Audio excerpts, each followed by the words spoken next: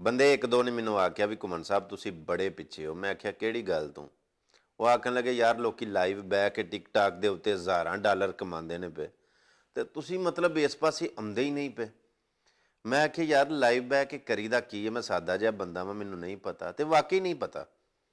ਉਹ ਆਖਣ ਲੱਗੇ ਯਾਰ ਉਹਦੇ ਤੇ ਨਾ ਕੋਈ ਅਗਲਾ ਬੰਦਾ ਟਾਰਗੇਟ ਦਿੰਦਾ ਜਾਂ ਮਤਲਬ ਉਹ ਫਿਰ ਉਹ ਫਲਾਵਰ ਸੈਂਡ ਕਰਦੇ ਨੇ, ਜਿਹੜੇ ਵੇਖਣ ਵਾਲੇ ਨੇ ਉਹ ਗਿਫਟ ਦਿੰਦੇ ਨੇ ਤੇ ਉਹ ਮਤਲਬ ਬੜੇ ਡਾਲਰ ਬਣ ਜਾਂਦੇ ਨੇ।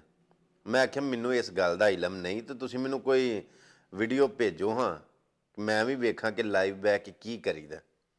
ਉਹਨਾਂ ਮੈਨੂੰ ਵੀਡੀਓ ਭੇਜੀ ਤੇ ਉਹ ਇੱਕ ਨਾ ਟਾਰਗੇਟ ਦਿੱਤਾ ਸੀ ਕਿਸੇ ਨੇ, ਮੈਂ ਨਾਂ ਨਹੀਂ ਲੈਂਦਾ ਉਹਨਾਂ ਦਾ।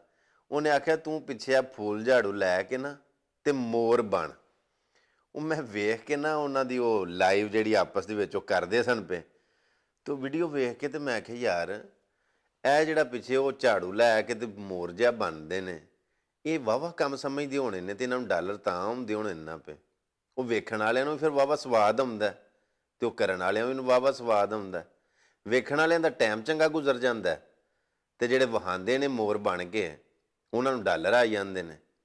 ਤੂੰ ਮੈਂ ਆਖਿਆ ਯਾਰ ਹੋਰ ਕੋਈ ਵੀਡੀਓ ਸੈਂਡ ਕਰ ਹਾਂ। ਉਹਨੇ ਇੱਕ ਹੋਰ ਵੀਡੀਓ ਸੈਂਡ ਕੀਤੀ ਤੇ ਉਹ ਕਿਸੇ ਬੰਦੇ ਨੇ ਟਾਰਗੇਟ ਦਿੱਤਾ ਸੀ। ਉਹਦੇ ਵਿੱਚ ਉਹਨੇ ਆਖਿਆ ਵੀ ਇਹ ਡੰਡਾ ਏ, ਇਹਦੇ ਉੱਤੇ ਤੇਲ ਮਲ ਕੇ ਨਾ ਸਰੋਂ ਦਾ ਤੇ ਉੱਤੇ ਘੀਸੀਆਂ ਕਰਨੀਆਂ ਨੇ ਤੇ ਉਹ ਅਗਲਾ ਕਰਦਾ ਪਿਆ ਹੁਣ। ਮੈਂ ਕਿਹਾ ਯਾਰ ਇਹ ਵੇਖੋ ਇਹ ਕੈਸੀ ਬਾਤ ਹੈ। ਫਿਰ ਉਹ ਇੱਕ ਹੋਰ ਵੀਡੀਓ ਮੈਨੂੰ ਉਹਨੇ ਸੈਂਡ ਕੀਤੀ, ਉਹਦੇ ਵਿੱਚ ਵੇਖਿਆ ਉਹਨੇ ਆਖਿਆ ਵੀ ਠੰਡਾ ਪਾਣੀ ਆਪਣੇ ਉੱਤੇ ਪਾਉਣਾ। ਚਲੋ ਪਾਣੀ ਦੀ ਤਾਂ ਕੋਈ ਗੱਲ ਨਹੀਂ। ਇੱਕ ਹੋਰ ਵੀਡੀਓ ਵੇਖੀ, ਉਹ ਫਿਰ ਮੈਂ ਇੰਟਰਸਟਿੰਗ ਹੋਇਆ ਨਾ ਥੋੜ੍ਹਾ ਜਿਹਾ ਕਿ ਮੈਂ ਵੇਖਾਂ ਤਾਂ ਸਹੀ ਇਹ ਵੀਡੀਓ ਲਾਈਵ ਜਿਹੜੀ ਮਤਲਬ ਬਹਿ ਕੇ ਟਿਕਟਾਕ ਦੇ ਉੱਤੇ ਜਿਹਦੇ ਤੋਂ ਡਾਲਰ ਕਮਾਉਂਦੇ ਨੇ ਇਹਦੇ 'ਚ ਕੀ ਕੀ ਕਰਦੇ ਨੇ। ਉਹ ਇੱਕ ਵੀਡੀਓ ਦੇ ਵਿੱਚ ਚੰਗਾ ਭਲਾ ਮੁੰਡਾ ਹੈ ਤੇ ਉਹਨੂੰ ਟਾਰਗੇਟ ਦੇਣ ਵਾਲੇ ਨੇ ਟਾਰਗੇਟ ਦਿੱਤਾ ਵੀ ਕੰਨ ਫਾੜ ਕੇ ਤੇ ਮੁਰਗਾ ਬਣ। ਉਹ ਮੁਰਗਾ ਬਣਿਆ। ਉਹ ਇੱਕ ਹੋਰ ਵੀਡੀਓ ਵੇਖੀ ਟਿਕਟਾਕ ਤੇ ਲਾਈਵ ਜਿਹੜੇ ਉਹ ਚੱਲਦੇ ਨੇ, ਉਹਨੇ ਟਾਰਗੇਟ ਦਿੱਤਾ, ਉਹਨੇ ਆਖਿਆ ਆਪਣੇ ਮੂੰਹ ਦੇ ਉੱਤੇ ਚਪੇੜਾ ਮਾਰ। ਉਹ ਅਗਲਾ ਚਪੇੜਾਂ ਪਿਆ ਮਾਰਦਾ। ਜਿਹੜੇ ਵੇਖਣ ਵਾਲੇ ਨੇ ਉਹਨਾਂ ਨੂੰ ਫਲਾਵਰ ਦਿੰਦੇ ਨੇ, ਉਹ ਗਿਫਟ ਦਿੰਦੇ ਨੇ, ਉਹਨਾਂ ਨੂੰ ਕਨਵਰਟ ਕਰਦੇ ਨੇ, ਪਤਾ ਨਹੀਂ ਕਿਵੇਂ ਉਹ ਡਾਲਰ ਮਿਲਦੇ ਨੇ ਉਹਨਾਂ ਨੂੰ। ਉਹ ਮੈਂ ਜਦੋਂ ਸਾਰੀਆਂ ਵੀਡੀਓ ਵੇਖੀਆਂ ਨਾ, ਹੋਰਾਂ ਵੀ ਮੈਨੂੰ ਬੜਿਆਂ ਬੰਦਿਆਂ ਨੇ ਆਖਿਆ, ਮੇਰੇ ਬੜੇ ਪਿਆਰ ਵਾਲੇ ਜੀ ਨੇ ਟਿਕਟਾਕ ਦੇ ਮਾਸ਼ਾਅੱਲਾ ਵਾਹਵਾ ਫੇਮਸ ਨੇ, ਮੈਨੂੰ ਉਹਨਾਂ ਨੇ ਆਖਿਆ ਕਿ ਯਾਰ ਟਰੈਂਡ ਚੱਲਦਾ ਪਿਆ ਲਾਈਵ ਬਹਿਣ ਵਾਲਾ ਤੇ ਤੁਸੀਂ ਲਾਈਵ ਵਿਆਹ ਕਰੋ ਘੁੰਮਣ ਸਾਹਿਬ, ਪੈਸੇ ਕਮਾਓ। ਉਹ ਮੇਰੇ ਫਿਰ ਨਾ ਜ਼ੁਬਾਨ ਦੇ ਉੱਤੇ ਜਿਹੜੇ ਲਫ਼ਜ਼ ਆਏ, ਮੈਂ ਉਹਨਾਂ ਨੂੰ ਆਖਿਆ ਯਾਰ ਉਸ ਬੁਲੰਦੀ ਨੂੰ, ਉਸ ਮਿਆਰ ਨੂੰ ਕੀ ਕਰਨਾ ਕਿ ਜਿੱਥੇ ਚੜ੍ਹਦਾ ਹੋਇਆ ਬੰਦਾ ਆਪਣੇ ਮਿਆਰ ਤੋਂ ਹੀ ਥੱਲੇ ਡਿੱਗ ਪਏ। ਯਾਨੀ ਉਸ ਬੁਲੰਦੀ ਨੂੰ, ਉਸ ਉਚਾਈ ਨੂੰ, ਉਸ ਫੇਮ ਨੂੰ ਕੀ ਕਰਨਾ ਕਿ ਜਦੋਂ ਬੰਦੇ ਦੀ ਇੱਜ਼ਤ ਹੀ ਨਾ ਰਹੇ। ਚਲੋ ਠੀਕ ਹੈ, ਮੰਨਿਆ ਮੈਂ ਸਾਦੀਆਂ ਪੇਂਡੂ ਗੱਲਾਂ, ਪੁਰਾਣੀਆਂ ਕਹਾਵਤਾਂ, ਮਿਸਾਲਾਂ ਸੁਣਾਨਾ, ਲੇਕਿਨ ਮੇਰੇ ਕੋਲੋਂ ਇਸ ਉਮਰ ਦੇ ਵਿੱਚ ਉਹ ਫੂਲ ਝਾੜੂ ਲੈ ਕੇ ਤੇ ਮੋਰ ਨਹੀਂ ਬਣਿਆ ਜਾਣਾ। ਮੈਂ ਦਿਲ ਦੀ ਗੱਲ ਪਿਆ ਕਰਨਾ। ਇਹ ਜਿਹੜੇ ਵਡੇਰੇ ਬੰਦੇ ਬਜ਼ੁਰਗ ਸੁਣਦੇ ਨੇ ਪਏ, ਉਹਨਾਂ ਨੂੰ ਨਹੀਂ ਪਤਾ ਹੋਣਾ ਕਿ ਇਹ ਲਾਈਵ ਕੀ ਬਣਦਾ, ਕੀ ਕਰਦੇ ਨੇ, ਕੀ ਇਹਦੇ ਵਿੱਚ ਹੁੰਦਾ। ਜਿਹੜੇ ਮੁੰਡੇ ਨੇ ਉਹਨਾਂ ਨੂੰ ਤਾਂ ਸਾਰਾ ਪਤਾ ਹੈ ਨਾ।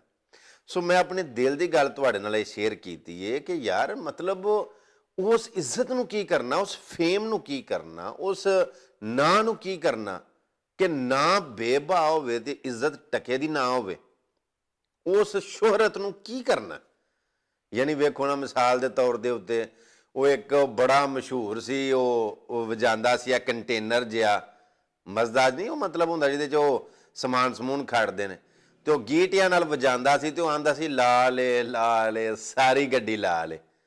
ਤੇ ਉਹ ਮੈਂ ਤੇ ਮਤਲਬ ਉਹਦੇ ਤਨਕੀਦ ਨਹੀਂ ਕਰਦਾ, ਉਹਦੇ ਉੱਤੇ ਮਤਲਬ ਕਿਸੇ ਕਿਸਮ ਦਾ ਕੋਈ ਲਫ਼ਜ਼ ਨਹੀਂ ਉਕਸਾਉਂਦਾ ਕੱਸਦਾ, ਲੇਕਿਨ ਮੈਂ ਆਨਾ ਕਿ ਉਹ ਕੀ ਕਿਸੇ ਨੂੰ ਦੱਸੇਗਾ ਕਿ ਮੈਂ ਕਿਸ ਬੇਸ 'ਤੇ ਮਸ਼ਹੂਰ ਹਾਂ। ਜਾਂ ਉਹਦੇ ਦੋਤਰੇ ਪੋਤਰੇ ਭਤਰੀਏ ਭਣੇਵੇਂ ਲੱਗਦੇ ਲਾਣੇ ਉਹ ਕਿਸੇ ਨੂੰ ਦੱਸਣ ਕਿ ਵੀ ਸਾਡੇ ਚਾਚੂ, ਸਾਡੇ ਮਾਮੂ ਜਾਂ ਸਾਡੇ ਭਾਈ ਬੜੇ ਮਸ਼ਹੂਰ ਨੇ। ਤੇ ਕੋਈ ਪੁੱਛਣ ਵਾਲਾ ਪੁੱਛੇ ਵੀ ਕੀ ਕਰਦੇ ਨੇ ਉਹ ਮਸ਼ਹੂਰ, ਅਸੀਂ ਉਹ ਕੰਟੇਨਰ ਵਜਾਉਂਦੇ ਨੇ ਤੇ ਉਹ ਆਉਂਦੇ ਨੇ ਲਾ ਲੇ ਸਾਰੀ ਗੱਡੀ ਲਾ ਲੇ। ਯਾਨੀ ਕਿ ਇਹ ਕੋਈ ਗੱਲ ਤੇ ਨਾ ਹੋਈ। ਇਸੇ ਤਰ੍ਹਾਂ ਉਹ ਜੀ ਉਹ ਕੀ ਆਂਦੇ ਨੇ ਜੀ ਬੜੇ ਮਸ਼ਹੂਰ ਨੇ, ਉਹ ਆਂਦੇ ਸਨ ਲਾਹੌਰ ਦਾ ਪਾਵਾ ਤੇ ਅਖਤਰ ਲਾਵਾ। ਸੋ ਮੈਂ ਉਹਨਾਂ ਨੂੰ ਮਤਲਬ ਕਿ ਤਜ਼ਹੀਕ ਨਹੀਂ ਉਹਨਾਂ ਦੀ ਕਰਦਾ, ਇਨਸਲਟ ਨਹੀਂ ਕਰਦਾ। ਮੈਂ ਆਨਾ ਕਿ ਬੇਸ਼ੁਮਾਰ ਚਾਹਣ ਵਾਲੇ ਹੋਣ, ਠੀਕ ਹੈ, ਕੋਈ ਮਤਲਬ ਮਾਮੂਲੀ ਬਾਤ ਨਹੀਂ, ਬੜੀ ਗੱਲ ਹੈ ਕਿ ਚਾਹਣ ਵਾਲੇ ਬੜੇ ਨੇ, ਲੇਕਿਨ ਵੇਖਣਾ ਹੈ ਕਿ ਚਾਹਣ ਵਾਲੇ ਕਿਸ ਵਜ੍ਹਾ ਤੋਂ ਤੁਹਾਨੂੰ ਚਾਹੁੰਦੇ ਨੇ। ਸੋ ਜਿਹੋ ਜੇ ਉਹ ਹੁੰਦੇ ਨੇ, ਉਹੋ ਜਿਹੀ ਉਹਨਾਂ ਦੇ ਚਾਹਣ ਵਾਲੇ ਹੁੰਦੇ ਨੇ। ਮੈਂ ਇੱਕ ਸਾਦਾ ਬੰਦਾ, ਮਤਲਬ ਉਹ ਸਾਦੀਆਂ ਗੱਲਾਂ ਕਰਨ ਵਾਲਾ, ਸੋ ਮੈਨੂੰ ਜਿਹੜੇ ਚਾਹਣ ਵਾਲੇ ਨੇ ਉਹ ਮੈਨੂੰ ਮੇਰੇ ਵਾਂਗੂ ਦੇ ਚਾਹੁੰਦੇ ਨੇ। ਅੱਲਾਹ ਪਾਕ ਦੀ ਜ਼ਾਤ ਤੁਹਾਨੂੰ ਸਾਰਿਆਂ ਨੂੰ ਸਲਾਮਤ ਰੱਖੇ। ਆਖਰੀ ਗੱਲ ਮੈਂ ਸੁਣਾ ਕੇ ਇਜਾਜ਼ਤ ਲੈਣਾ। ਉਹ ਕੋਈ ਨਾ ਮਾਵਾਂ ਧੀਆਂ ਬਾਹਰ ਵੱਲ ਪਈਆਂ ਜਾਂਦੀਆਂ ਸਨ, ਤੇ ਉਹ ਬੱਚੀ ਨੇ ਵੇਖਿਆ ਊਠ ਆਏ ਨੇ। ਪਹਿਲੀ ਵਾਰੀ ਉਹਨੇ ਵੇਖੇ ਤੇ ਆਪਣੀ ਮਾਂ ਨੂੰ ਆਖਣ ਲੱਗੀ ਵੀ ਅੰਮਾ ਅੰਮਾ ਇਹ ਕੀ ਸ਼ਾਵਾਂ ਨੇ। ਤੇ ਪਤਾ ਅੰਮਾ ਨੂੰ ਵੀ ਨਹੀਂ ਸੀ, ਉਹਨੇ ਵੀ ਪਹਿਲੀ ਵਾਰੀ ਵੇਖੇ ਸਨ। ਤੇ ਉਹ ਆਪਣੀ ਬੱਚੀ ਨੂੰ ਆਖਣ ਲੱਗੀ ਵੀ ਪੁੱਤਰ ਇਹ ਕੋਈ ਬਲਾਈ ਨੇ, ਬਲਾਈ। ਤੇ ਉਹ ਬੱਚੀ ਨੇ ਵੇਖਿਆ ਨਾ ਊਠਾਂ ਦੇ ਗਲ ਦੇ ਵਿੱਚ ਟੱਲੀਆਂ ਨੇ ਵੱਡੀਆਂ ਵੱਡੀਆਂ, ਤੇ ਉਹ ਆਖਣ ਲੱਗੀ ਅੰਮਾ ਅੰਮਾ ਬਲਾਈ ਦੇ ਗਲ ਵਿੱਚ ਕੀ ਏ।